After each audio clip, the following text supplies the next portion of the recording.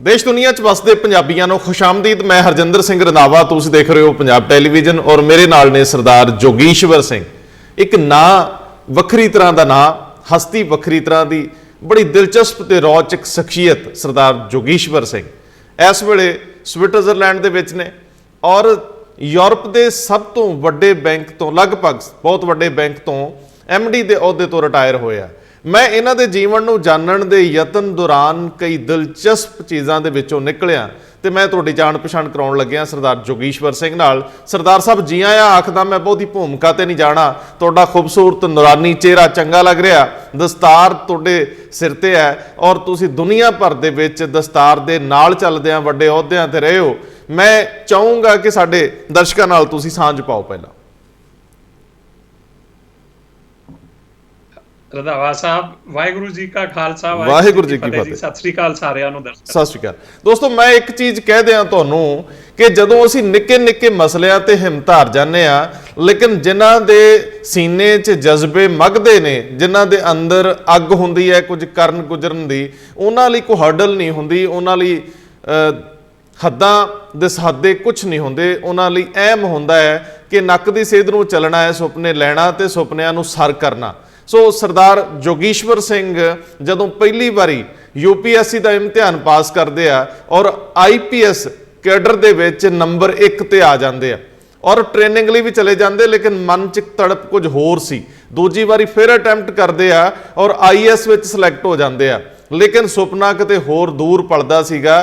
Joining हो जाती है, लेकिन फिर छड्ड छड़ा के यूरोप चले जाते हैं, फिर PhD करन चले जाते हैं। असी छोटी जी जॉब मिलने तो बाद तसल्ली हासिल कर लेने। आओ इन्हां नूं मिलीए कि यह सफ़र किदां शुरू हुंदा ते फिर आखिर पड़ाव दर पड़ाव एक किवें मार के मारदे आ। दस्तार नाल किन्नियां मुश्किलां दरपेश रहीआं, एक सिख दा सरदार दा एक यूरोपीन नाल विआह करवाउणा और फिर सिੱਖੀ ਸਰੂਪ ਦੇ ਵਿੱਚ लगातार एक तान के चलते रहना अपनी पछाण नाल। ਇਹ ਕਿਦਾਂ ਰਿਹਾ सरदार जोगेश्वर सिंह? जरा मैनूं पड़ाववार दस्सिओ कि यह सब किवें संभव होया।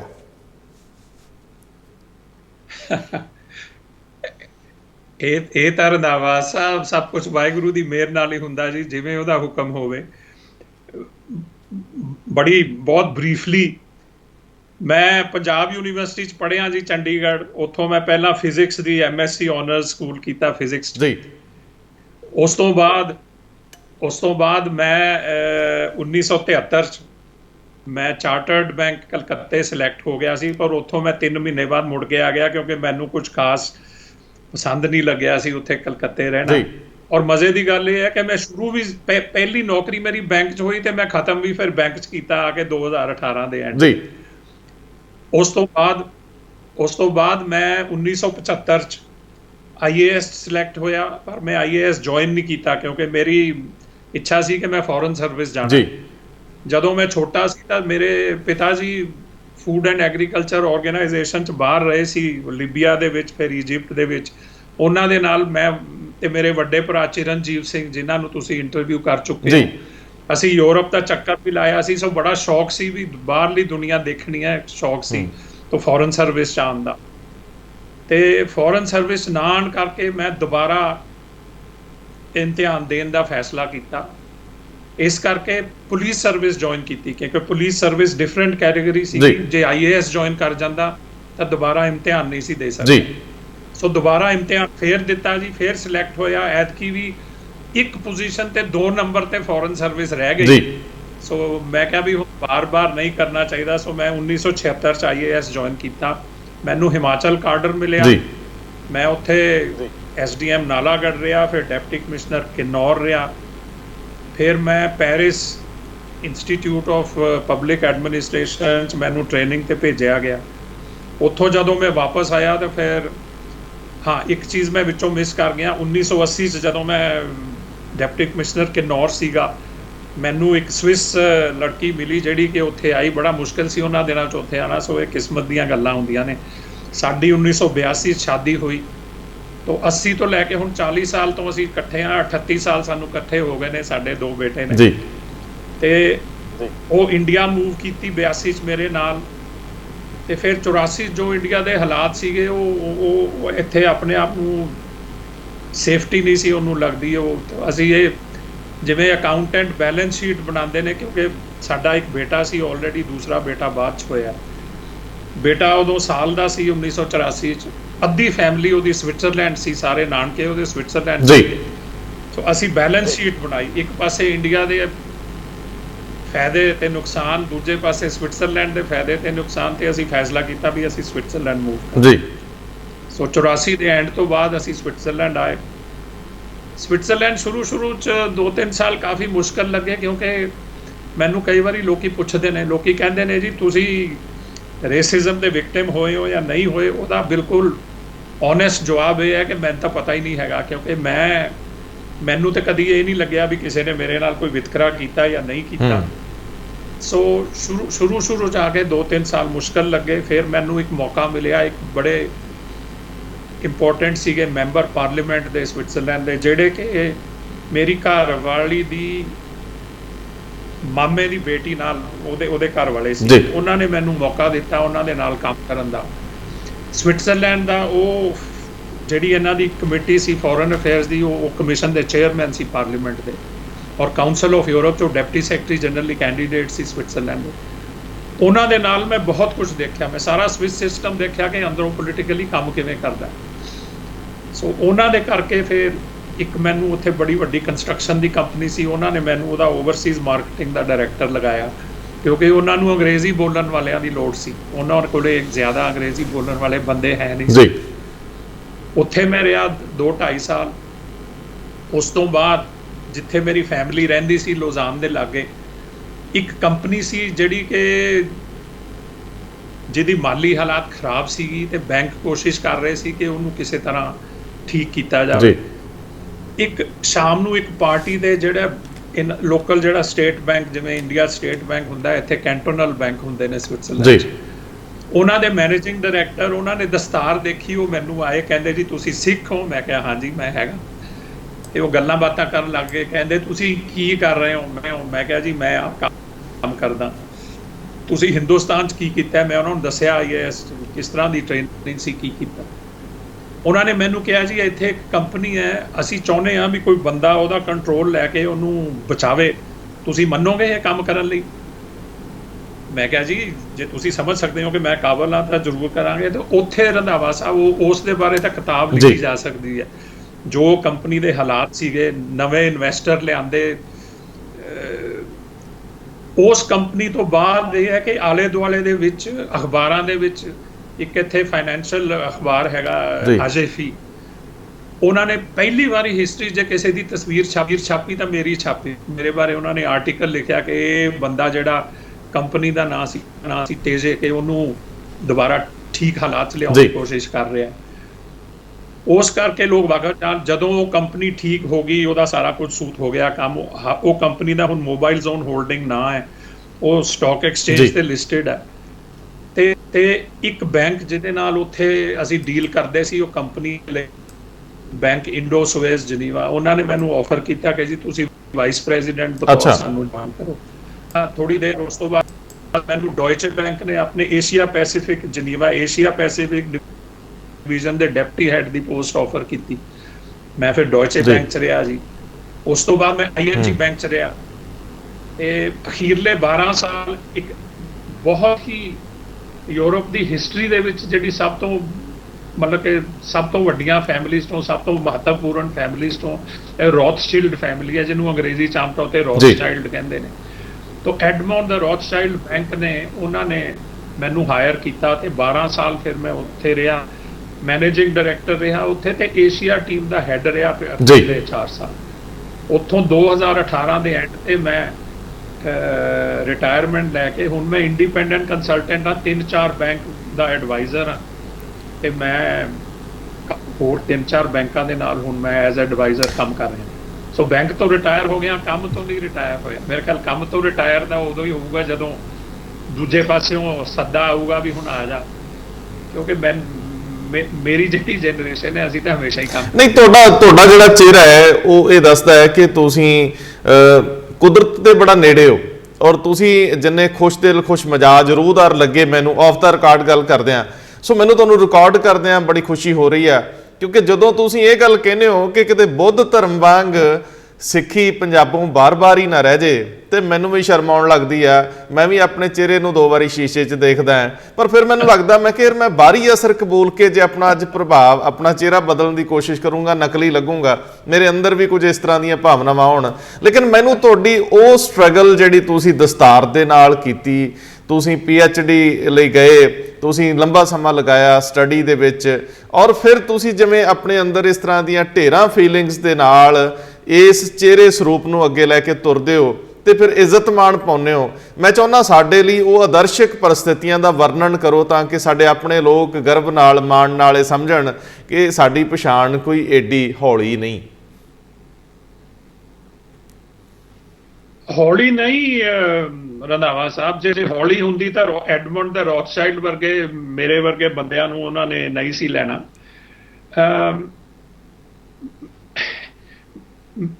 ਦੇਖੋ ਇਹ ਬਿਲਕੁਲ ਪਰਸਨਲ ਗੱਲ ਹੈ, ਮੈਂ ਇਹ ਤਾਂ ਕਹਿ ਨਹੀਂ ਸਕਦਾ ਵੀ ਇਹ ਠੀਕ ਹੈ ਕਿ ਨਹੀਂ, ਪਰ ਮੈਨੂੰ ਤਾਂ ਇਹ ਲੱਗਦਾ ਹੈ ਕਿ ਕਈ ਵਾਰੀ ਅਸੀਂ ਸਰੂਪ ਇਸ ਕਰਕੇ ਛੱਡ ਦਿੰਦੇ ਹਾਂ ਕਿਉਂਕਿ ਸਾਨੂੰ ਆਪਣੇ ਆਪ ਤੇ ਵਿਸ਼ਵਾਸ ਹੁੰਦਾ ਨਹੀਂ ਤੇ ਸਾਨੂੰ ਐਕਸਕਿਊਜ਼ ਦੀ ਲੋੜ ਹੁੰਦੀ ਹੈ ਜਸਟੀਫਾਈ ਕਰਨ ਲਈ।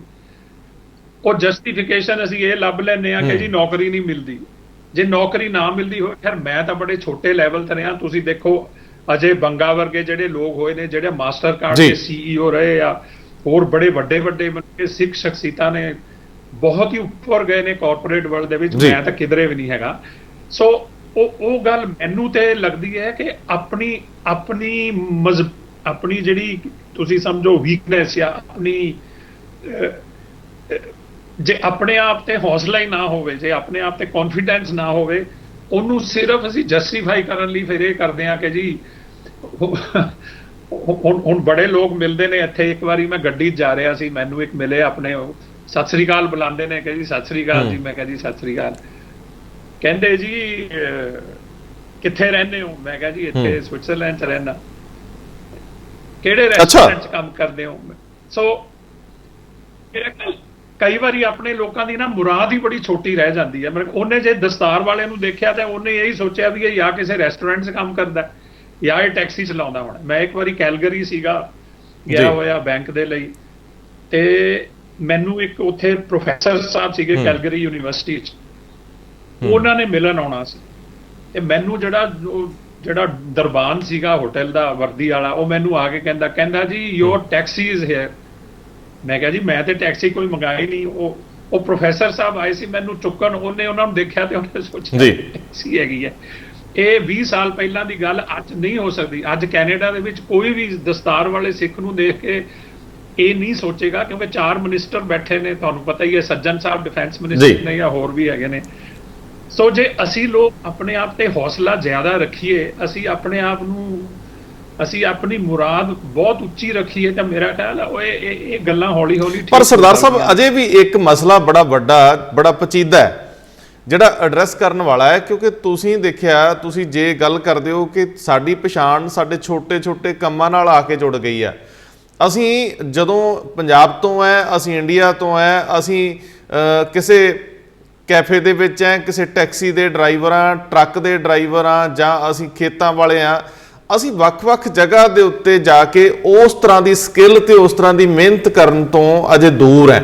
ਸਾਡੇ ਬੱਚੇ ਵੀ ਜਿਹੜੇ ਜਾ ਰਹੇ ਆ ਉਹ ਜੁਗਾੜ 'ਚ ਨੇ ਕਿ PR ਮਿਲ ਜੇ ਜੀ, ਸਾਨੂੰ ਕੰਮ ਮਿਲ ਜਾਣ, PR ਮਿਲ ਜੇ।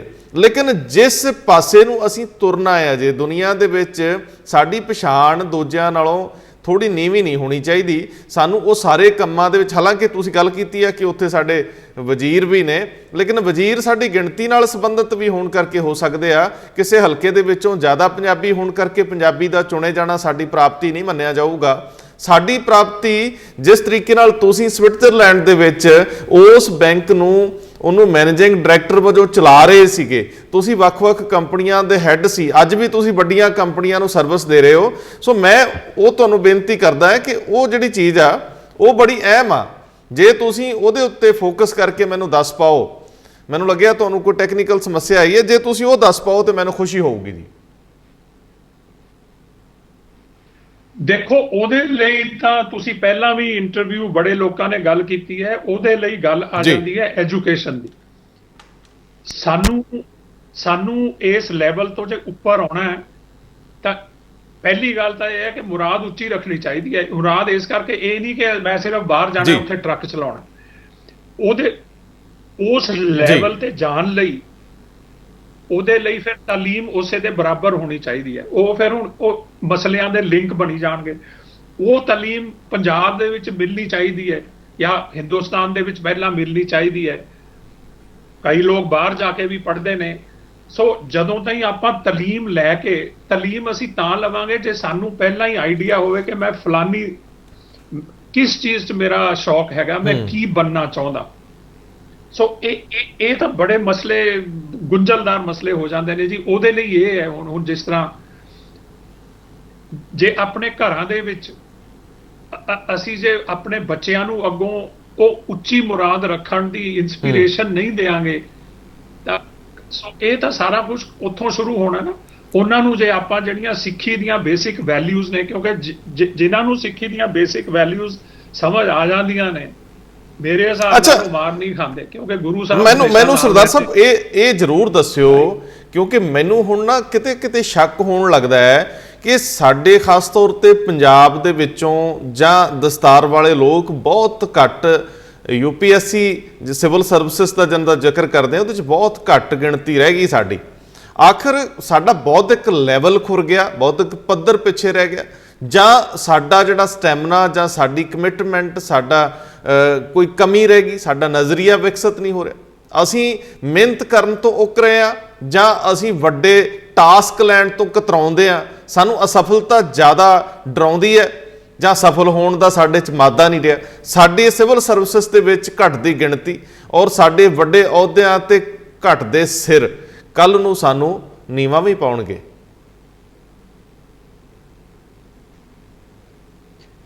ਦੇਖੋ ਇਹ ਤਾਂ ਫਿਰ ਇਹ ਤਾਂ ਹੁਣ ਐਜੂਕੇਸ਼ਨਲ ਸਿਸਟਮ ਦੇ ਨਾਲ ਦੇਖਣਾ ਪੈਣਾ, ਘਰ ਦੇ ਮਾਹੌਲ ਦੇ ਨਾਲ ਦੇਖਣਾ ਪੈਂਦਾ ਕਿ ਅਸੀਂ ਬੱਚਿਆਂ ਨੂੰ ਕਿਸ ਟਾਈਪ ਦੀ, ਉਹਨਾਂ ਨੂੰ ਇਨਸਪੀਰੇਸ਼ਨ ਅਸੀਂ ਕੀ ਦੇ ਰਹੇ ਹਾਂ ਵੀ ਕੀ ਬਣਨਾ ਹੈ ਅੱਗੇ। ਮੈਨੂੰ ਤਾਂ ਖੈਰ ਹੁਣ ਹਿੰਦੁਸਤਾਨ ਤੋਂ ਨਿਕਲਿਆ 36 ਸਾਲ ਹੋ ਗਏ ਨੇ। ਸੋ ਮੈਂ ਜਦੋਂ ਜਾਣਾ ਵਾਪਸ, ਮੈਨੂੰ ਤਾਂ ਇਹ ਲੱਗਦਾ ਕਿ ਜਿੰਨੇ ਮੈਂ ਜ਼ਿਆਦਾ ਆਪਣੇ ਜਵਾਨ ਲੋਕਾਂ ਨੂੰ ਮਿਲਦਾ ਉੱਥੇ, ਉਹਨਾਂ ਨੂੰ ਇੱਕੋ ਹੀ, ਮੇਰਾ ਖਿਆਲ ਉਹਨਾਂ ਦਾ ਸੁਪਨਾ ਇਹੀ ਹੁੰਦਾ ਜੀ ਕਿਸੇ ਤਰ੍ਹਾਂ ਬਾਹਰ ਜਾਣਾ। ਮੈਨੂੰ ਆਮ ਤੌਰ ਤੇ ਲੋਕ ਇਹੀ ਪੁੱਛਦੇ ਨੇ ਜੀ ਬਾਹਰ ਕਿਵੇਂ ਜਾ ਸਕਦੇ ਆ। ਸੋ ਮੈਂ ਤੇ ਉਹਨਾਂ ਨੂੰ ਹਮੇਸ਼ਾ ਇਹੀ ਸਮਝਾਉਣਾ ਕਿ ਇੱਥੇ ਤੁਹਾਨੂੰ ਬਾਹਰ ਨਾਲੋਂ ਕਈ ਵਾਰੀ ਬਿਹਤਰ ਤੁਹਾਨੂੰ ਥਾਵਾਂ ਮਿਲ ਸਕਦੀਆਂ ਨੇ। ਤੁਸੀਂ ਉਸ ਹਿਸਾਬ ਨਾਲ ਪਲੈਨਿੰਗ ਕਰੋ। ਅੱਛਾ, ਇੱਕ ਮੈਨੂੰ ਇਹ ਲੱਗਦਾ ਕਿ ਜਿਹੜਾ ਸਾਡਾ ਐਜੂਕੇਸ਼ਨਲ ਸਿਸਟਮ ਹੈ ਪੰਜਾਬ ਦੇ ਵਿੱਚ, ਹੁਣ ਮੈਂ ਪੂਰੀਆਂ ਡਿਟੇਲਸ ਤਾਂ ਜਾ ਨਹੀਂ ਸਕਦਾ, ਐਜ਼ ਆਈ ਸੈਡ 36 ਸਾਲ ਮੇਰਾ ਤਾਂ ਪੁਰਾਣਾ ਐਕਸਪੀਰੀਅੰਸ ਹੈ। ਪਰ ਜਦੋਂ ਤਾਈਂ ਅਸੀਂ ਆਪਣੇ ਬੱਚਿਆਂ ਨੂੰ ਇਨਸਪਾਇਰ ਨਹੀਂ ਕਰਾਂਗੇ, ਉਹਨਾਂ ਨੂੰ ਕਿਸੇ ਠੀਕ ਪਾਸੇ ਦੀ ਪੜ੍ਹਾਈ ਵੱਲ ਉਹਨਾਂ ਨੂੰ ਮੋਟੀਵੇਟ ਨਹੀਂ ਕਰਾਂਗੇ, ਤਾਂ ਹੁਣ ਅੱਜ ਕੱਲ੍ਹ ਕੀ ਹੈ, ਬਸ ਦਾਰੂ ਪੀ ਲਓ ਜੀ, ਬੜੀ ਵਡਿਆਈ ਮੰਨੀ ਜਾਂਦੀ ਹੈ। ਜਦੋਂ ਮੈਂ ਗਾਣੇ, ਕਈ ਵਾਰੀ ਮੈਂ ਤਾਂ ਖੈਰ ਬੰਦ ਕਰ ਦਿੰਦਾ, ਪਰ ਕਈ ਵਾਰੀ ਗਾਣੇ ਸੁਣਦਾ ਜੀ, ਸ਼ਰਾਬ ਦੀਆਂ ਤਾਰੀਫਾਂ ਹੋ ਰਹੀਆਂ ਨੇ। ਸੋ ਮੈਨੂੰ ਤਾਂ ਇਹ ਲੱਗਦਾ ਕਿ ਅਸੀਂ ਬੱਚਿਆਂ ਨੂੰ ਪ੍ਰੋਪਰ ਗਾਈਡੈਂਸ ਨਹੀਂ ਦੇ ਰਹੇ। ਉਹ ਮੇਰਾ ਖਿਆਲ ਜਿਵੇਂ ਮੈਂ ਹੁਣ, ਮੇਰੇ ਬੱਚੇ ਨੇ, ਮੇਰੇ ਅੱਗੋਂ ਪੋਤੇ ਵੀ ਹੈਗੇ ਨੇ, ਅਸੀਂ ਲੋਕ ਵੀ ਫੇਲ ਹੋਏ ਹਾਂ ਜੇ ਅਸੀਂ ਉਹਨਾਂ ਨੂੰ ਮੋਟੀਵੇਟ ਨਹੀਂ ਕਰ ਸਕੇ ਕਿ ਜੀ ਤੁਸੀਂ ਕਿਉਂ ਨਹੀਂ UPSC ਦਾ ਇਮਤਿਹਾਨ ਦੁਬਾਰਾ ਦੇ ਸਕਦੇ। ਜੇ ਮੇਰੇ ਵਰਗੇ ਨਿਕਲ ਗਏ ਤਾਂ ਤੁਸੀਂ ਵੀ ਨਿਕਲ ਸਕਦੇ ਹੋ। ਕੋਈ ਐਡੀ ਮੈਂ ਕੋਈ, ਮੇਰੇ ਕੋਈ 6 ਹੱਥ ਤਾਂ ਨਹੀਂ, ਪਰ ਉਸ ਵੇਲੇ ਸੋ ਮੈਨੂੰ ਤਾਂ ਇਹ ਲੱਗਦਾ ਕਿ ਅਸੀਂ ਜਿਹੜੇ ਪੇਰੈਂਟਸ ਹੈਗੇ ਆ, ਅਸੀਂ ਉਹੀ ਹਥਿਆਰ ਛੱਡੀ ਬੈਠੇ ਆ ਤੇ ਬਸ ਉਹ ਜ਼ਮੀਨਾਂ ਵੇਚ ਕੇ ਖਾਈ ਜਾਓ ਤੇ ਏਜੰਟਾਂ ਨੂੰ ਪੈਸੇ ਦੇ ਕੇ ਜੀ ਬਾਹਰ ਭੇਜ ਦਿਓ। ਬਾਹਰ ਮੈਂ ਦੇਖਦਾ ਕਈ ਵਾਰੀ ਜੋ ਕੰਮ ਇੱਥੇ ਕਰਦੇ ਨੇ ਆ ਕੇ, ਉਹਦੇ ਨਾਲੋਂ ਤੇ ਮੇਰੇ ਖਿਆਲ ਪੰਜਾਬ ਦੇ ਵਿੱਚ ਜੇ ਖੇਤੀ ਕਰਨ ਤੇ ਜ਼ਿਆਦਾ ਉਹਦੇ ਬਿਹਤਰ ਜ਼ਿੰਦਗੀ ਰਹਿ ਸਕਦੇ ਨੇ। ਪਰ ਜਦੋਂ ਮੈਂ ਉਹਨਾਂ ਨੂੰ ਕਹਿਣਾ ਵੀ ਫਿਰ ਇੱਥੇ ਕਿਉਂ ਧੱਕੇ ਖਾ ਰਹੇ ਹੋ, ਉਹ ਕਹਿੰਦੇ ਨੇ ਜੀ ਹੁਣ ਸ਼ਰਮ ਆਉਂਦੀ ਹੈ, ਵਾਪਸ ਕਿਹੜੇ ਮੂੰਹ। ਪਰ ਸਰਦਾਰ ਸਾਹਿਬ, ਜਿਹੜਾ ਇੱਥੇ ਦਾ ਵੀ ਇੱਕ ਫਿਕਰ ਹੈ, ਮਾਪੇ ਇਹ ਸੋਚਦੇ ਆ ਕਿ ਇਹਨੂੰ ਕਿਹੜੇ ਖੂਹ 'ਚ ਪੁੱਤ ਨੂੰ ਪਾਵਾਂਗੇ ਜੇ ਇਹ ਨਸ਼ੇ ਤੇ ਲਾਤਾ ਕਿਸੇ ਨੇ, ਜਾਂ ਜੇ ਕਿਸੇ ਪੋਲੀਟੀਕਲ ਉਲਝੀ ਹੋਈ ਤਾਣੀ ਦੇ ਵਿੱਚ ਕੋਈ ਤੰਦ ਫਸ ਗਿਆ ਤੇ ਇਹ ਨਾ ਹੋਵੇ ਕਿ ਜੇਲ੍ਹ ਦੇ ਵਿੱਚ ਇਹਨੂੰ ਮਿਲਣ ਜਾਣਾ ਪੈ ਜੇ, ਜ਼ਮਾਨਤ ਕਰਾਉਣੀ ਪੈ ਜੇ। ਸਵਾਲ ਤਾਂ ਇਹ ਵੀ ਆ ਕਿ ਲੋਕ ਡਰ ਦੇ ਮਾਰੇ ਬਾਹਰ ਨਿਕਲਦੇ ਆ। ਇੱਥੋਂ ਇੱਕ ਸਵਾਲ ਨਿਕਲਦਾ ਕਿ ਜਿਸ ਸਿਸਟਮ 'ਚ, ਜਿਸ ਵਿਵਸਥਾ 'ਚ ਤੁਸੀਂ ਬੈਠੇ ਹੋ, ਉਹਦਾ ਇਹਦੇ ਨਾਲੋਂ ਮੌਲਿਕ ਫਰਕ ਕੀ ਹੈ? ਜੇ ਬੁਨਿਆਦੀ ਫਰਕ ਤੁਸੀਂ ਲੱਭਦੇ ਹੋ ਤੇ ਉਹ ਕੀ ਫਰਕ ਹੈ ਕਿ ਤੁਸੀਂ ਤਾਂ ਉੱਥੇ ਕਾਮਯਾਬ ਤਰੀਨ ਹੋ, ਤੁਸੀਂ ਤਾਂ ਬਿਹਤਰੀਨ ਜੀਵਨ ਜੀਂਦੇ ਹੋ ਔਰ ਤੁਹਾਡੇ ਜਿੰਨੇ ਵੀ ਮਾਪਦੰਡ ਨੇ ਜੀਵਨ ਦੇ ਉਹਦੇ 'ਚ ਸੁਰੱਖਿਆ ਵੀ ਹੈ, ਉਹਦੇ ਵਿੱਚ ਸਨਮਾਨ ਵੀ ਹੈ ਤੇ ਉਹਦੇ ਵਿੱਚ ਤੁਹਾਡੀ ਹਰ ਤਰ੍ਹਾਂ ਦੀ ਪ੍ਰੋਟੈਕਸ਼ਨ ਵੀ ਹੈ। ਮੈਂ ਇਹ ਸਮਝਣਾ ਚਾਹੁੰਦਾ ਹੈ ਕਿ ਤੁਹਾਡੀ ਵਿਵਸਥਾ ਤੇ ਜਿਹੜੀ ਇਸ ਵਿਵਸਥਾ ਨੂੰ ਤੁਸੀਂ ਹੰਢਾ ਕੇ ਗਏ ਹੋ, ਇਹਦੇ 'ਚ ਬੁਨਿਆਦੀ ਅੰਤਰ ਕੀ ਹੈ ਤੇ ਉਹ ਬੁਨਿਆਦੀ ਅੰਤਰ ਜੇ ਮਿਟਾਉਣਾ ਹੋਵੇ ਤੇ ਤਰੀਕਾਕਾਰ ਕੀ ਹੈ?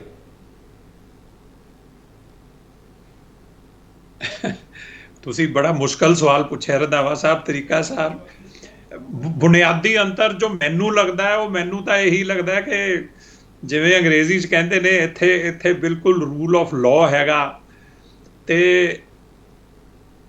ਇੱਥੇ ਖੈਰ ਅਮੀਰ ਗਰੀਬ ਦਾ ਫਰਕ ਤਾਂ ਹਰੇਕ ਸੁਸਾਇਟੀ 'ਚ ਹੁੰਦਾ ਹੈ, ਪਰ ਇੱਥੇ ਇਹ ਹੈ ਕਿ ਜੇ ਤੁਸੀਂ ਕੰਮ ਚੰਗਾ ਕਰੋ ਤੇ ਹੁਣ ਜਿਵੇਂ ਮੈਂ ਪਹਿਲਾਂ ਕਹਿ ਰਿਹਾ ਸੀ ਵੀ ਜੇ ਕੰਮ ਚੰਗਾ ਬੰਦਾ ਕਰੇ ਤਾਂ ਤੁਹਾਡੀ ਉਹਦੀ ਰੈਕਗਨੀਸ਼ਨ ਹੁੰਦੀ ਹੈ। ਉਹ ਇਹਦੇ ਕਾਰਨ ਕੀ ਨੇ ਹਿੰਦੁਸਤਾਨ 'ਚ? ਹੁਣ ਮੈਂ ਤਾਂ ਨਾ ਮੈਂ ਸਾਈਕੋਲੋਜੀ ਪੜ੍ਹੀ ਹੈ ਨਾ ਫਿਲਾਸਫੀ ਮੈਨੂੰ ਜ਼ਿਆਦਾ ਆਉਂਦੀ ਹੈ, ਪਰ ਭਾਵੇਂ ਸਾਡਾ ਜਾਤ ਪਾਤ ਦਾ ਸਿਸਟਮ ਹੋਵੇ, ਭਾਵੇਂ ਰੱਟੇਬਾਜ਼ੀ ਹੋਵੇ ਐਜੂਕੇਸ਼ਨਲ ਸਿਸਟਮ 'ਚ, ਬੇਸਿਕ ਫਰਕ ਮੈਨੂੰ ਇਹ ਲੱਗਦਾ ਹੈ ਕਿ ਜਦੋਂ ਬੇਸਿਕ ਐਜੂਕੇਸ਼ਨ ਦਾ ਢਾਂਚਾ ਇੱਥੇ ਜਿਸ ਤਰ੍ਹਾਂ ਸਵਿਟਜ਼ਰਲੈਂਡ ਦੇ ਵਿੱਚ ਯੂਨੀਵਰਸਿਟੀ ਲੈਵਲ ਤਾਈਂ ਬਹੁਤ ਘੱਟ ਪੈਸਿਆਂ ਨਾਲ ਬੰਦਾ ਪੜ੍ਹ ਸਕਦਾ, ਮਤਲਬ ਕਿ ਸਬਸਿਡਾਈਜ਼ਡ ਹੈ ਸਿਸਟਮ ਸਾਰਾ ਸਵਿਸ ਸਿਟੀਜ਼ਨ ਲਈ।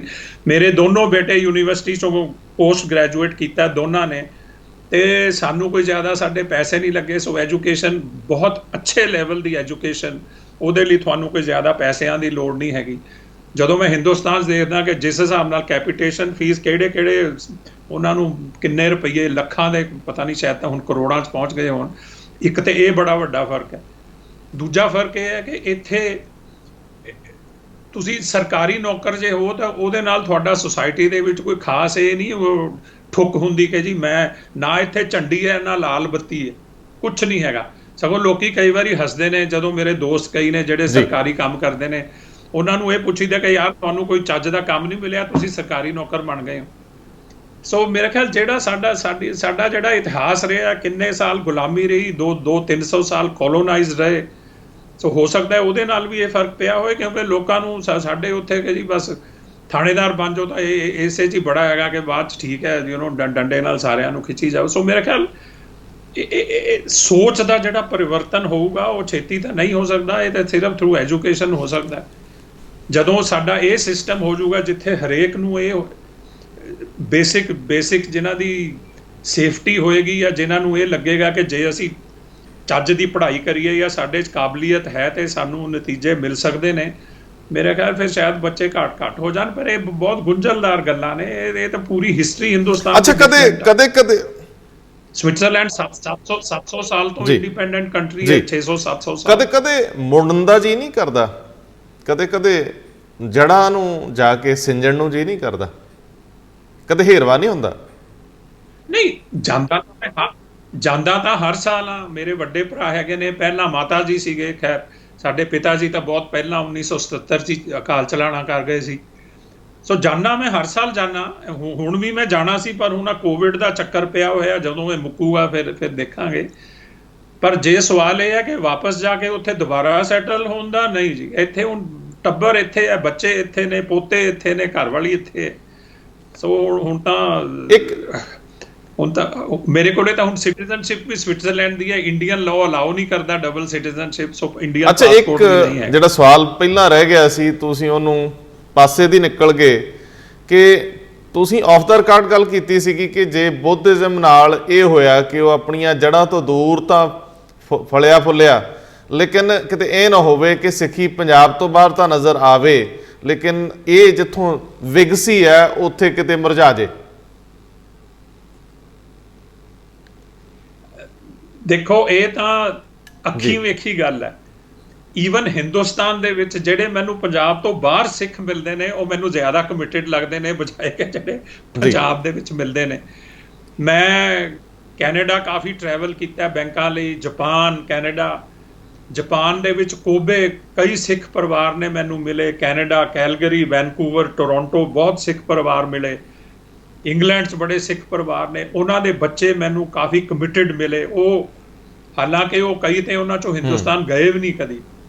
ਉਹਨਾਂ ਨੇ ਸਟੱਡੀ ਕਾਫੀ ਕੀਤੀ ਹੈ ਇੱਕ ਬਾਰ ਗਰੁੱਪ ਬੜੇ ਹੈਗੇ ਨੇ ਜਿਹੜੇ ਡਿਸਕਸ ਕਰਦੇ ਨੇ ਇੰਟਰਨੈਟ ਤੇ ਸਿੱਖੀ ਦੇ ਬਾਰੇ, ਕੈਂਪ ਲੱਗਦੇ ਨੇ। ਸੋ ਮੈਨੂੰ ਇਹ ਡਰ ਨਹੀਂ ਹੈਗਾ। ਕਈ ਲੋਕੀ ਪੁੱਛਦੇ ਨੇ ਕਿ ਜੀ ਸਿੱਖੀ ਰਹੂਗੀ ਕਿ ਨਹੀਂ ਰਹੀ। ਸਿੱਖੀ ਤੇ ਰਹੂਗੀ, ਇਹਦੇ ਕੋਈ ਸ਼ੱਕ ਨਹੀਂ ਹੈਗਾ। ਪੰਜਾਬ ਦੇ ਵਿੱਚ ਮੈਂ ਜਾਣਾ, ਮੈਂ ਪੰਜਾਬੀ ਬੋਲਦਾ, ਲੋਕੀ ਮੈਨੂੰ ਕਹਿੰਦੇ ਨੇ ਯਾਰ ਤੂੰ 36 ਸਾਲ ਤੋਂ ਆ ਕੇ ਹੁਣ ਤੂੰ ਪੰਜਾਬੀ ਬੋਲਦਾ। ਮੈਂ ਕਿਹਾ ਜੇ ਮੈਂ ਨਹੀਂ ਬੋਲੂੰਗਾ ਤੇ ਹੋਰ ਕੌਣ ਬੋਲੇਗਾ। ਮੈਂ ਇੱਥੇ ਜੰਮਿਆ, ਮੈਂ ਇੱਥੇ ਰਿਹਾ ਕਾਫੀ ਸਾਲ ਜਾਣ ਤੋਂ ਪਹਿਲਾਂ। ਉੱਥੇ ਗਲਤੀ ਬੱਚਿਆਂ ਦੀ ਤਾਂ ਨਹੀਂ ਨਾ, ਗਲਤੀ ਉਹ ਪੇਰੈਂਟਸ ਦੀ ਹੈ ਜਿਹੜੇ ਉਹਨਾਂ ਨਾਲ ਪੰਜਾਬੀ 'ਚ ਗੱਲ ਨਹੀਂ ਕਰਦੇ ਜਾਂ ਉਹਨਾਂ ਨੂੰ ਪੰਜਾਬੀ ਪੜ੍ਹਨੀ ਨਹੀਂ ਸਿਖਾਉਂਦੇ।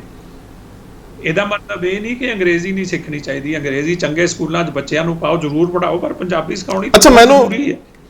ਕਿਉਂਕਿ ਬਿਨਾਂ ਪੰਜਾਬੀ ਪੜ੍ਹੇ ਨਾ ਅਸੀਂ ਗੁਰੂ ਗ੍ਰੰਥ ਸਾਹਿਬ ਨੂੰ ਪੜ੍ਹ ਸਕਦੇ ਹਾਂ, ਨਾ ਅਸੀਂ ਆਪਣੇ ਹੋਰ ਭਾਈ ਵੀਰ ਸਿੰਘ ਵਰਗੇ ਬੰਦਿਆਂ ਦੀਆਂ ਜਿਹੜੀਆਂ ਉਹਨਾਂ ਨੇ ਜੋ ਕੁਝ ਲਿਖਿਆ ਅਸੀਂ ਪੜ੍ਹ ਸਕਦੇ ਹਾਂ। ਸੋ ਇਹ ਤਾਂ ਲੋਕਾਂ ਦੇ ਦਿਮਾਗ 'ਚੋਂ ਇਹ ਹਟਾਉਣਾ ਚਾਹੀਦਾ ਨਾ ਕਿ ਜੇ ਤੁਸੀਂ ਪੰਜਾਬੀ ਬੋਲਦੇ ਹੋ ਕਿ ਜੀ ਤੁਸੀਂ ਪੇਂਡੂ ਹੋ ਜਾਂ ਤੁਸੀਂ ਜ਼ਿਆਦਾ ਸੋਫਿਸਟੀਕੇਟਿਡ ਨਹੀਂ ਹੈਗੇ। ਵਾਹਿਗੁਰੂ ਦੀ ਮਿਹਰ ਹੈ, ਮੈਂ 9 ਲੈਂਗੁਏਜਸ ਬਿਲਕੁਲ ਠੀਕ ਠਾਕ ਬੋਲ ਲੈਣਾ, 10ਵੀਂ ਨਹੀਂ, ਕਿਉਂਕਿ ਸਪੈਨਿਸ਼ ਮੇਰੀ ਮਾੜੀ ਹੈ, ਪਰ ਮੈਂ ਪੰਜਾਬੀ ਬੋਲਦਾ, ਕਿਉਂ ਨਹੀਂ ਬੋਲੂੰਗਾ।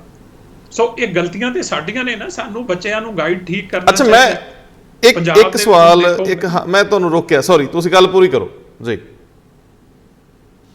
ਮੈਂ ਨਾ ਇੱਕ ਸਵਾਲ ਅੱਗੇ ਵੀ ਬਹੁਤ ਸਾਰੇ ਸ਼ਖਸ ਜਿਹੜੇ ਵੱਡੇ ਨੇ ਜਿਨ੍ਹਾਂ ਦੇ ਕੱਦ ਬੜੇ ਉੱਚੇ ਨੇ ਉਹਨਾਂ ਨੂੰ ਕੀਤਾ ਹੈ ਕਿ ਪੰਜਾਬ ਤੋਂ ਬਾਹਰ ਪੰਜਾਬੀਆਂ ਤੇ ਸਿੱਖਾਂ ਦਾ ਭਵਿੱਖ ਕੀ ਆ।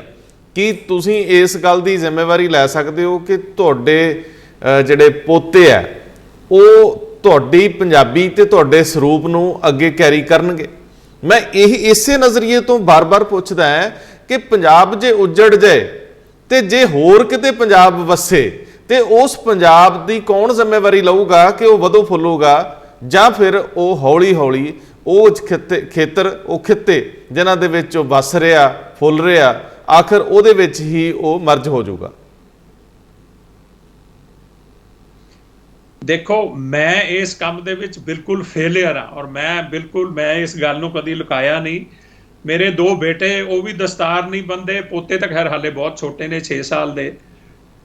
ਉਹਦੀ ਗਲਤੀ ਮੇਰੀ ਹੈ, ਘਰ ਵਾਲੀ ਦੀ ਗਲਤੀ ਮੈਂ ਕਹਿ ਨਹੀਂ ਸਕਦਾ, ਕਿਉਂਕਿ ਮੇਰੀ ਘਰ ਵਾਲੀ ਤਾਂ ਬਾਹਰੋਂ ਆਈ ਸੀ। ਮੇਰੀ ਡਿਊਟੀ ਸੀ, ਮੇਰਾ ਫਰਜ਼ ਸੀਗਾ ਕਿ ਮੈਂ ਆਪਣੇ ਬੱਚਿਆਂ ਨੂੰ ਸਿੱਖੀ ਦੇ ਨਾਲ ਲਾਂਦਾ।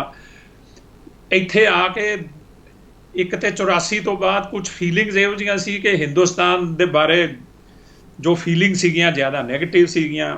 ਜੋ ਵੀ ਹੋਵੇ, ਖੈਰ ਉਹ ਤਾਂ ਪੁਰਾਣੀਆਂ ਗੱਲਾਂ ਨੇ। ਪਰ ਇੱਕ ਚੀਜ਼ ਜ਼ਰੂਰ ਹੈ, 5 ਬੰਦੇ ਇਹੋ ਜਿਹੇ ਨੇ ਜਿਹੜੇ ਕਿ ਸਿੱਖੀ ਸਰੂਪ 'ਚ ਨਹੀਂ ਸੀਗੇ ਔਰ ਉਹ ਹੁਣ ਸਿੱਖੀ ਸਰੂਪ 'ਚ ਨੇ, ਮੇਰੇ ਨਾਲੋਂ ਬਹੁਤ ਅੱਗੇ ਨੇ। ਉਹਨਾਂ ਨੇ ਅੰਮ੍ਰਿਤ ਛਕਿਆ ਹੋਇਆ। ਉਹਨਾਂ ਨੇ ਮੈਨੂੰ ਕਿਹਾ ਕਿ ਜੀ ਅਸੀਂ ਤੁਹਾਨੂੰ ਦੇਖ ਕੇ ਅਸੀਂ ਸਿੱਖੀ ਸਰੂਪ 'ਚ ਵਾਪਸ ਆਏ ਹਾਂ, ਕਿਉਂਕਿ ਸਾਨੂੰ ਬੜੀ ਸ਼ਰਮ ਆਉਂਦੀ ਸੀ ਤੁਹਾਨੂੰ ਦੇਖ ਕੇ ਇੱਥੇ।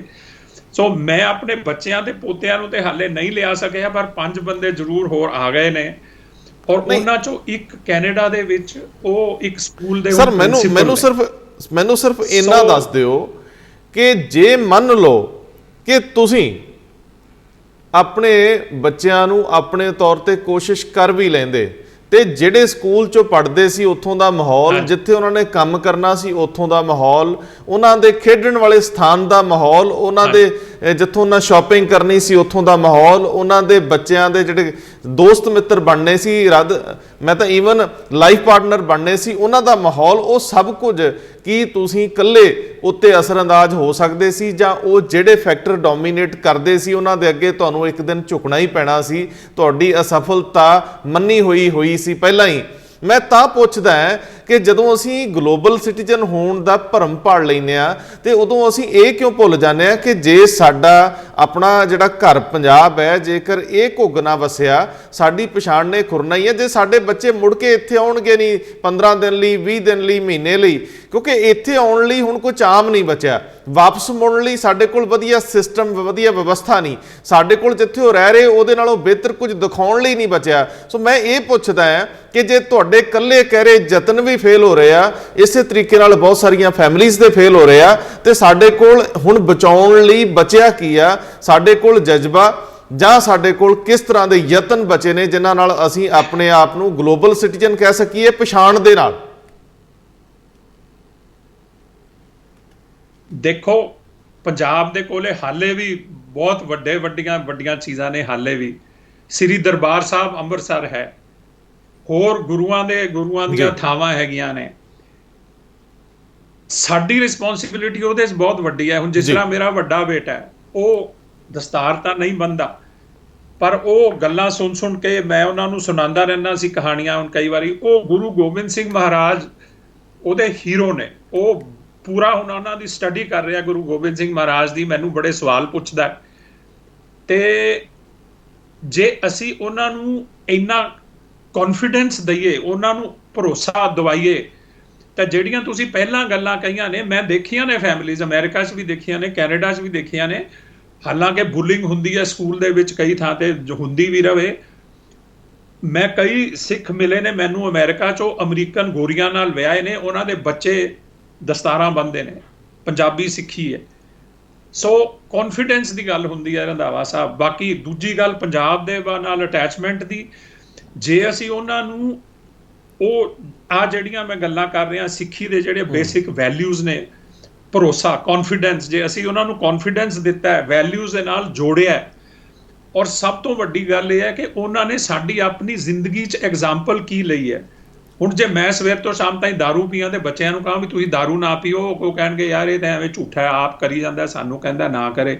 ਸਭ ਤੋਂ ਮੁਸ਼ਕਲ ਕੰਮ ਮੇਰੇ ਖਿਆਲ ਕਈ ਵਾਰੀ ਇਹ ਹੋ ਜਾਂਦਾ, ਅਸੀਂ ਬੱਚਿਆਂ ਨੂੰ ਐਗਜ਼ਾਮਪਲ ਨਹੀਂ ਠੀਕ ਦੇ ਸਕਦੇ, ਕਿਉਂਕਿ ਅਸੀਂ ਆਪ, ਸਾਡੀਆਂ ਆਪਣੀਆਂ ਬਹੁਤ ਖਾਮੀਆਂ ਨੇ, ਸਾਡੀਆਂ ਆਪਣੀਆਂ ਵੀਕਨੈਸਿਸ ਬਹੁਤ ਨੇ। ਇੱਕ ਵਾਰੀ ਜੇ ਉਹ ਬੱਚਿਆਂ 'ਚੋਂ ਕੌਨਫੀਡੈਂਸ ਹੋਵੇ ਤਾਂ ਉਹ ਬੁਲਿੰਗ ਵੀ ਸਟੈਂਡ ਕਰ ਲੈਣਗੇ। ਹੁਣ ਅਸੀਂ ਵੀ ਤਾਂ ਸਾਰਿਆਂ ਨੇ ਇੱਥੇ ਜਿਸ ਤਰ੍ਹਾਂ ਦੇ ਹਾਲਾਤ ਸੀ, ਦੁਕਾਨਾਂ 'ਚ ਵੀ ਜਾਈਦਾ, ਕੰਮ ਵੀ ਕੀਤੇ ਨੇ, ਬੜੀਆਂ ਨੌਕਰੀਆਂ ਵੀ ਕੀਤੀਆਂ ਨੇ। ਸੋ ਉਹ ਕੌਨਫੀਡੈਂਸ ਉਹ ਤੁਹਾਨੂੰ ਹਰੇਕ ਚੀਜ਼ ਦੇ ਵਿੱਚੋਂ ਲਗਾ ਦਿੰਦਾ।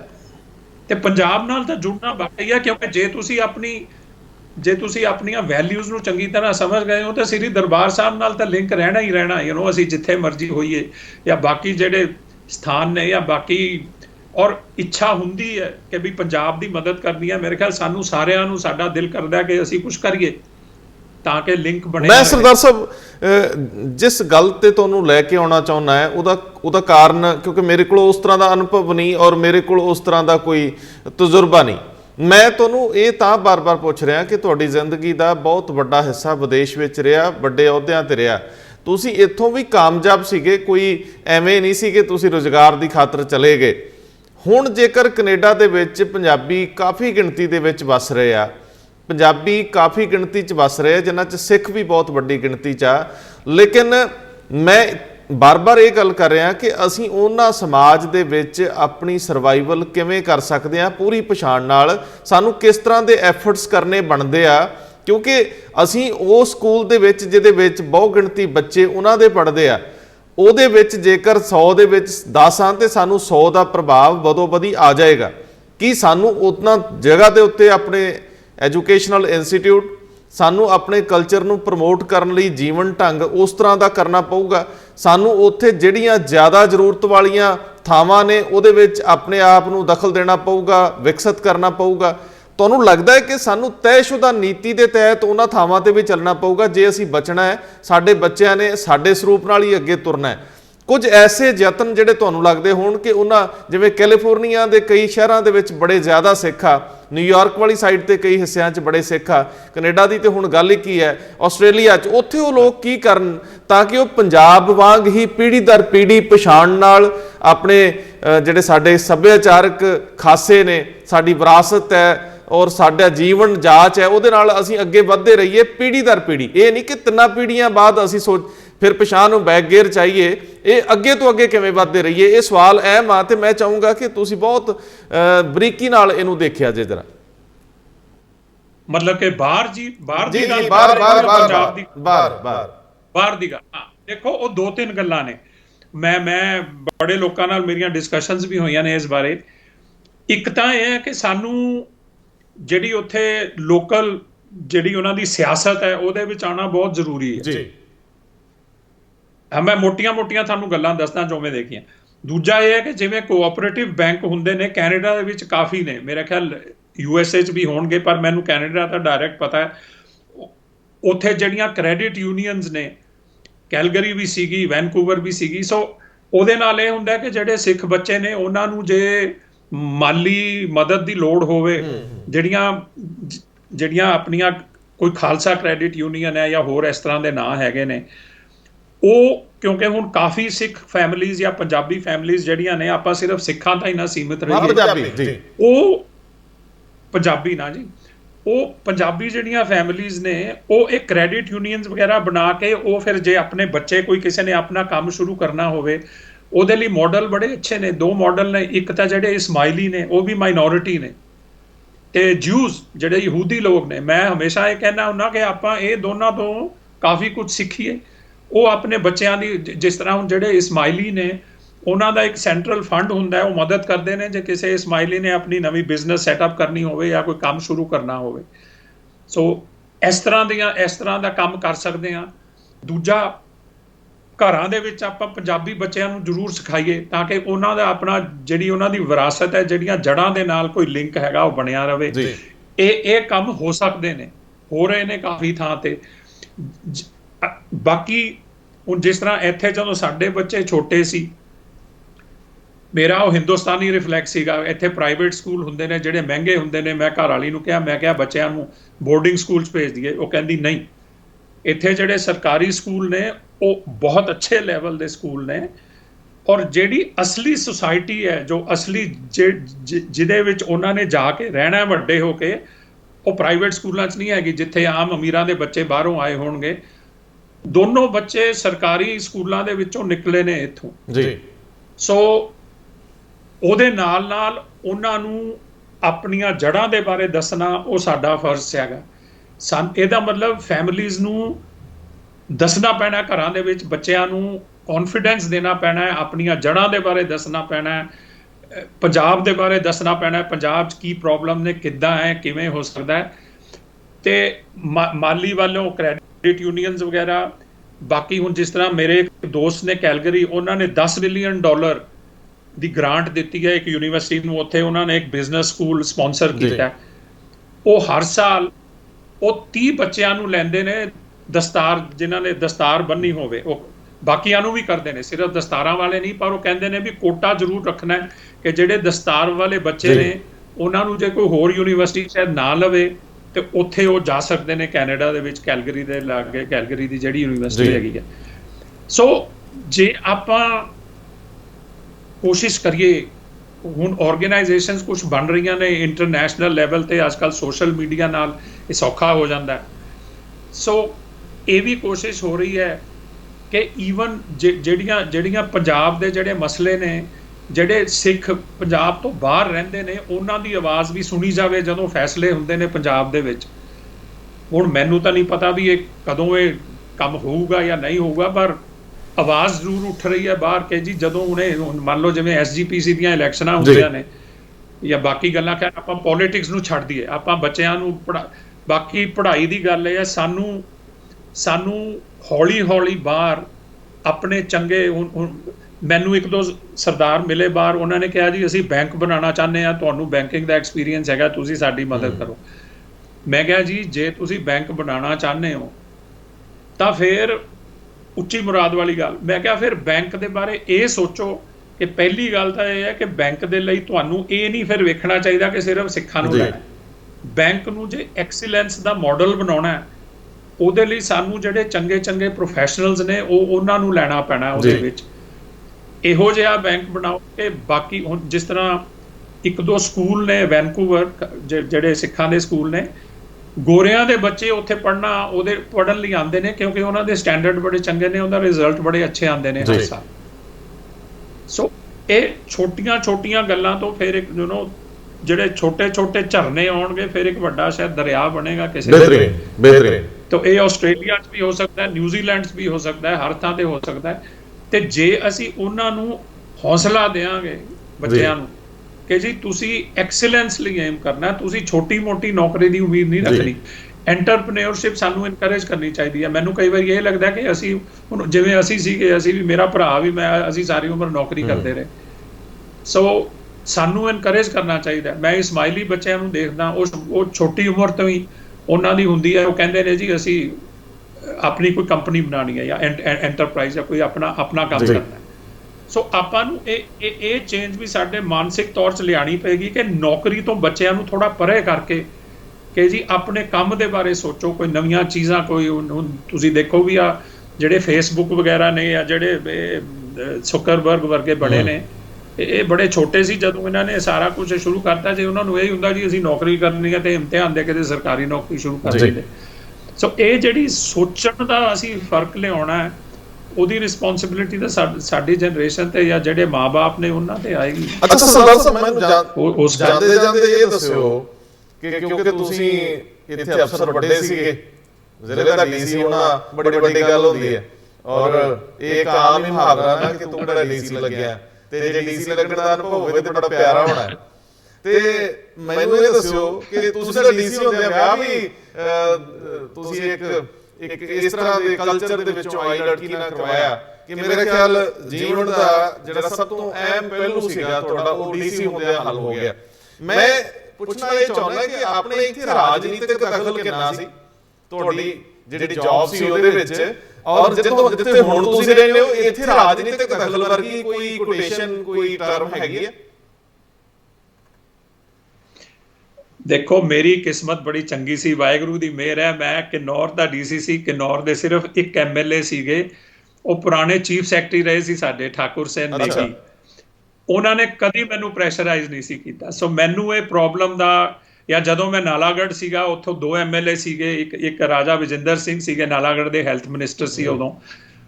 ਉਹ ਲੋਕਾਂ ਨੇ ਕਦੀ ਮੈਨੂੰ ਫੋਰਸ ਨਹੀਂ ਕੀਤਾ ਕਿ ਵੀ ਤੂੰ ਆਹ ਕੰਮ ਕਰ ਜਾਂ ਤੂੰ ਉਹ ਕੰਮ ਕਰ। ਸੋ ਉੱਥੇ ਜਿੰਨੀ ਦੇਰ ਮੈਂ ਉੱਥੇ ਰਿਹਾ ਮੈਨੂੰ ਕਦੀ ਇਹ ਤੇ ਸਵਿਟਜ਼ਰਲੈਂਡ ਦੇ ਵਿੱਚ ਤਾਂ ਸਵਾਲ ਹੀ ਨਹੀਂ ਉੱਠਦਾ। ਇੱਥੇ ਇੰਨੀ ਜ਼ਿਆਦਾ ਡੈਲੀਗੇਟਡ ਅਥਾਰਟੀ ਹੈ ਸਾਰਿਆਂ ਕੋਲੇ। ਇੱਥੇ ਨਾ ਮੈਂ ਪਹਿਲਾਂ ਵੀ ਕਿਹਾ ਸੀ, ਨਾ ਲਾਲ ਬੱਤੀ ਹੈ ਨਾ ਕੁਛ। ਕਈ ਵਾਰੀ ਹੁਣ ਜਨੀਵਾ ਜਦੋਂ ਸਾਡੇ ਬੈਂਕ ਦੇ ਨੇੜੇ ਕਾਫੇ ਸੀਗਾ, ਉੱਥੇ ਅਸੀਂ ਲੰਚ ਲਈ ਜਾਈਦਾ ਸੀ, ਤੇ ਸਾਡੀ ਨਾਲ ਦੀ ਮੇਜ਼ ਤੇ ਮੈਡਮ ਮਿਸ਼ਲਿਨ ਕਾਲਮੀ ਰੇ ਬੈਠੀ ਹੁੰਦੀ ਸੀ, ਜਿਹੜੀ ਸਵਿਟਜ਼ਰਲੈਂਡ ਦੀ ਪ੍ਰੈਜ਼ੀਡੈਂਟ ਸੀ ਉਸ ਵੇਲੇ। ਜਾਂ ਕਈ ਵਾਰੀ ਬਰਨ ਜਾਈਦਾ ਸੀ ਤੇ ਉੱਥੇ ਜਿਹੜੇ 7 ਮਿਨਿਸਟਰ ਨੇ ਸਵਿਟਜ਼ਰਲੈਂਡ ਤੋਂ। ਇੱਥੇ ਤੇ ਪੋਲੀਟੀਕਲ ਇੰਟਰਫੇਰੈਂਸ ਟੌਪ ਲੈਵਲ ਤੇ ਭਾਵੇਂ ਕਦੀ ਕਦਾਈ ਹੁੰਦੀ ਹੋਵੇ, ਪਰ ਜਿਹੜੇ ਮੇਰੇ ਦੋਸਤ ਯਾਰ ਦੋਸਤ ਨੇ ਜਿਹੜੇ ਇੱਥੇ ਕੰਮ ਕਰਦੇ ਨੇ ਸਰਕਾਰੀ, ਉਹਨਾਂ ਨੇ ਤਾਂ ਕਦੀ ਇਹ ਫੇਸ ਨਹੀਂ ਕੀਤਾ। ਅੱਛਾ ਮੈਨੂੰ ਸੋ ਇੱਥੇ ਉਹ ਸਮੱਸਿਆ ਨਹੀਂ ਹੈ। ਅੱਛਾ ਮੈਨੂੰ ਜੇ ਥੋੜਾ ਜਿਹਾ ਜੇ ਤੁਹਾਨੂੰ ਪਰਸਨਲ ਨਾ ਲੱਗੇ ਤੇ ਇਹ ਵੀ ਦੱਸਿਓ ਕਿ ਤੁਹਾਡੇ ਸ਼ਰੀਕੇ ਹਯਾਤ ਉਹਨਾਂ ਨਾਲ ਤੁਸੀਂ ਜਦੋਂ ਇਹ ਤੁਹਾਡੀ ਆਪਸੀ ਰਿਸ਼ਤਾ ਬਣਦਾ ਹੈ, ਕਿਉਂਕਿ ਮੈਨੂੰ ਬੜਾ ਦਿਲਚਸਪ ਲੱਗ ਰਿਹਾ, ਮੈਂ ਤੁਹਾਡੇ ਕੋਲੋਂ ਇੱਛਾ ਮੈਂ ਜ਼ਾਹਰ ਕਰ ਰਿਹਾ ਕਿ ਮੈਂ ਤਾਂ ਟਾਈਟਲ ਵੀ ਇਹੀ ਬਣਾਉਣਾ ਚਾਹੁੰਦਾ ਕਿ ਸਿੱਖ ਡੀਸੀ ਜਿਸ ਨੇ ਇੱਕ ਗੋਰੀ ਕੁੜੀ ਨਾਲ ਵਿਆਹ ਕਰਵਾਇਆ ਡੀਸੀ ਹੁੰਦੇ। ਤੇ ਮੈਨੂੰ ਲੱਗਦਾ ਕਿ ਇਹ ਜਿਹੜਾ ਕਿੱਸਾ ਵੀ ਮੈਨੂੰ ਜ਼ਰਾ ਹੱਲ ਕਰ ਦਿਓ ਤਾਂ ਕਿ ਮੇਰਾ ਜਿਹੜਾ ਟਾਈਟਲ ਹੈ ਉਹ ਸਾਰਥਕ ਹੋ ਜਾਏ। ਕੀ ਜਾਣਨਾ ਚਾਹੋਗੇ? ਮੈਂ ਉਹ ਵੀ ਕਿਹਾ ਕਿ ਕਲਚਰ ਵੱਖਰਾ ਔਰ ਤੁਹਾਡੇ ਆਪਣੇ ਸ਼ੌਂਕ ਵੀ ਵੱਖ-ਵੱਖ ਹੋਣਗੇ, ਜਾਂ ਕੁਝ ਜਿਵੇਂ ਇਹ ਕਿਵੇਂ ਤੁਸੀਂ ਇਸ ਬਾਬ ਬਣਦਾ ਹੈ ਸਾਰਾ ਹੈ ਤਾਂ ਪਰਸਨਲ ਹੈ, ਪਰ ਤੁਸੀਂ ਬੁਰਾ ਨਾ ਮੰਨਿਓ, ਬੁਰਾ ਨਾ ਮੰਨਿਓ। ਨਹੀਂ, ਬੁਰਾ ਮੰਨਣ ਵਾਲੀ ਕੋਈ ਗੱਲ ਨਹੀਂ। ਕਲਚਰ ਵੱਖਰਾ ਬਿਲਕੁਲ ਨਹੀਂ ਹੁੰਦਾ। ਤੁਸੀਂ ਜੇ ਕਦੀ ਮੌਕਾ ਮਿਲੂਗਾ ਸਵਿਟਜ਼ਰਲੈਂਡ ਤੁਸੀਂ ਆਓਗੇ, ਮੈਂ ਤੁਹਾਨੂੰ ਕਹਾਂਗਾ ਇੱਥੇ ਵੀ ਜਿਹੜੇ ਜੋ ਮਾਹੌਲ ਚੋਂ ਮੇਰੀ ਘਰ ਵਾਲੀ ਆਈ ਹੈ, ਇਹ ਕੋਈ ਕਲਚਰ ਦਾ ਐਡਾ ਵੱਡਾ ਡਿਫਰੈਂਸ ਨਹੀਂ ਸੀਗਾ। ਸੋ ਇਹ ਹਾਰਡ ਵਰਕਿੰਗ ਲੋਕ ਨੇ। ਇਨਫੈਕਟ ਪੋਲੀਟੀਕਲੀ ਮੈਂ ਇੱਕ ਮੈਂਸ਼ਨ ਕਰਨਾ ਚਾਹੁੰਦਾ, ਇੱਥੇ ਇੱਕ ਇੰਸਟੀਟਿਊਸ਼ਨ ਹੁੰਦਾ ਜਿਹਨੂੰ ਲੈਂਡਸ ਗਮਾਂਡੇ ਕਹਿੰਦੇ ਨੇ। ਮੈਂ ਇੱਕ ਆਰਟੀਕਲ ਲਿਖਿਆ ਹੈ ਜਿਹਦੇ 'ਚ ਮੈਂ ਸਰਬੱਤ ਖਾਲਸਾ ਤੇ ਲੈਂਡਸ ਗਮਾਂਡੇ ਨੂੰ ਕੰਪੇਅਰ ਕੀਤਾ ਔਰ ਦੱਸਿਆ ਕਿ ਦੇਖੋ ਦੋਨੋਂ ਚੀਜ਼ਾਂ ਕਿੰਨੀਆਂ ਇੱਕ ਦੂਜੇ ਵਰਗੀਆਂ।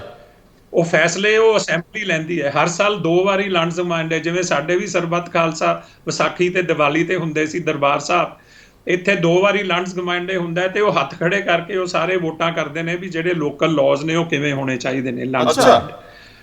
ਸੋ ਕਲਚਰ ਦੇ ਜਿਹੜੇ ਡਿਫਰੈਂਸ ਬਾਹਰੋਂ ਦੂਰੋਂ ਦੇਖਣ ਤੇ ਬਹੁਤ ਡਿਫਰੈਂਟ ਲੱਗਦੇ ਨੇ, ਲਈ ਇੱਥੇ ਵੀ ਹਾਰਡ ਵਰਕ ਨੂੰ ਐਪਰੀਸ਼ੀਏਟ ਕਰਦੇ ਨੇ ਤੇ ਕੋਈ ਜ਼ਿਆਦਾ ਐਡਜਸਟਮੈਂਟ ਦੀ ਪ੍ਰੋਬਲਮ ਨਹੀਂ ਹੋਈ। ਮੈਨੂੰ ਤਾਂ ਕਦੀ ਵੀ ਨਹੀਂ ਪ੍ਰੋਬਲਮ।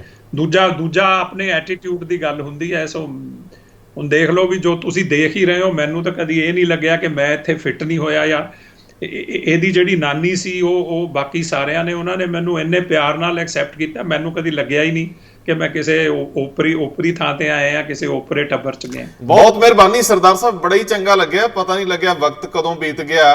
ਪਰ ਅਗਲੀ ਵਾਰੀ ਜਦੋਂ ਮੈਂ ਗੱਲਬਾਤ ਕਰਨਾ ਚਾਹੂੰਗਾ ਤੇ ਮੈਂ ਜਿਹੜੀਆਂ ਬਿਜ਼ਨਸ ਦੀਆਂ ਬਰੀਕੀਆਂ ਨੇ, ਸਾਡੇ ਬੱਚੇ ਅੱਗੇ ਆ ਕੇ ਉਦਮੀ ਕਿਵੇਂ ਬਣਨ, ਇੰਡਸਟਰੀ ਕਿਵੇਂ ਖੜੀ ਕਰਨ, ਨਵੇਂ ਆਈਡੀਆਜ਼ ਨੂੰ ਕਿਵੇਂ ਮਟੀਰੀਅਲਾਈਜ਼ ਕਰਨ, ਔਰ ਕਿਸ ਤਰੀਕੇ ਨਾਲ ਇੱਕ ਆਈਡੀਆ ਜਦੋਂ ਬਹੁਤ ਵੱਡਾ ਵਿਸਥਾਰ ਲੈ ਜਾਂਦਾ ਹੈ ਤੇ ਉਹ ਵਿਸ਼ਵ ਵਿਆਪੀ ਕੰਪਨੀ ਬਣ ਜਾਂਦਾ ਹੈ, ਕਿਵੇਂ ਬੈਂਕ ਚੱਲਦੇ ਨੇ, ਕਿਵੇਂ ਬੈਂਕ ਬਣਾਏ ਜਾ ਸਕਦੇ ਆ। ਇਹਨਾਂ ਸਾਰੀਆਂ ਗੱਲਾਂ ਤੇ ਅਗਲੀ ਵਾਰੀ ਗੱਲ ਕਰਾਂਗੇ। ਇਹ ਜਸਟ ਇੰਟਰੋਡਕਸ਼ਨ ਲਈ ਇੱਕ ਸਾਡੀ ਮੁਲਾਕਾਤ ਹੈ ਤੇ ਇਹਦੇ ਲਈ ਤੁਹਾਡਾ ਸ਼ੁਕਰਾਨਾ, ਕਿਉਂਕਿ ਤੁਹਾਨੂੰ ਵੇਟ ਕਰਨੀ ਪਈ 1-ਅੱਧ ਘੰਟਾ।